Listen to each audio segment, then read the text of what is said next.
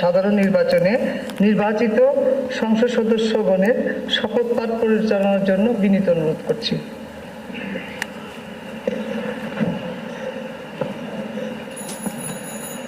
বিসমিল্লাহির রহমানির রহিম। জাতীয় সংসদের সাধারণ নির্বাচনে নির্বাচিত মাননীয় সদস্যবৃন্দ, আসসালামু আলাইকুম। আপনাদেরকে আন্তরিক অভিনন্দন।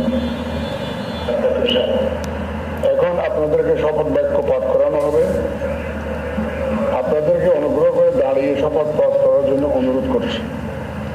উল্লেখ্য যে আমি শব্দটি উচ্চারণের পর মাননীয় সংসদ সদস্যগণ চিহ্নিত স্থানে নিজের নাম পাঠ করবেন। আমি সংসদ সদস্য নির্বাচিত হইয়া সশ্রদ্ধ চিত্তে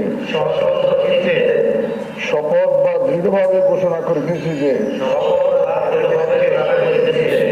আমি যে কর্তব্যভার গ্রহণ করিতে যাইতেছি